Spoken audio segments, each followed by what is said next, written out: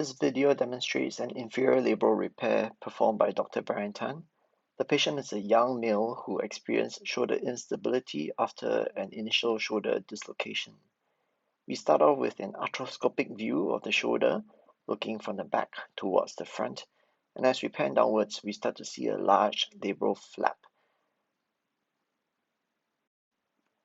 So I've brought in an instrument known as a debrider.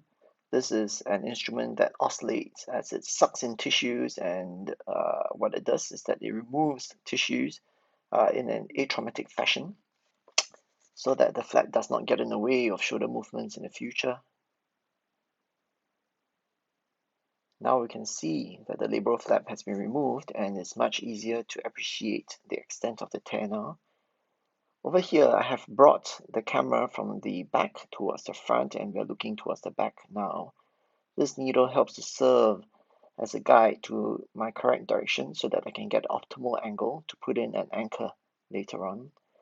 And over here, I've brought in a series of instruments designed to help to freshen the edges of the tear such that tissues will have a nice clean surface to heal to. Here I've brought in an instrument known as a suture passer.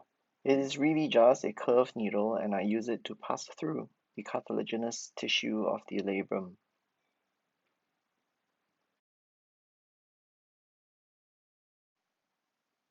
Here you will see the tip of the needle as well as the stiff suture coming through. I then retrieve this stiff suture, and I will use the stiff suture to then pass through a much softer and a little bit thicker kind of suture known as a suture tape, which I will use for the final repair.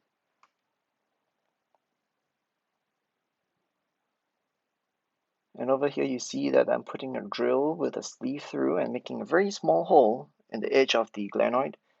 And over here you see the suture anchor, which I'm going to use to secure the suture in place. And the suture anchor is then put in place with a series of light taps using a mallet. And I'm using a cutter to cut the suture tip now. Could have done a better job with cutting it, but it does the job.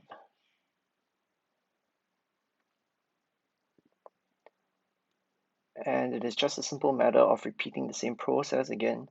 This tear measures about 2 centimeters, so it required about 2 anchors to fix. This is the second suture anchor being put into place using the exact same steps as the first. And bringing in the cutter and doing a much better job with cutting the suture this time. This is the completed repair over here, and I'm just doing a final check to make sure that the repair is watertight. The patient should be pretty happy with this repair.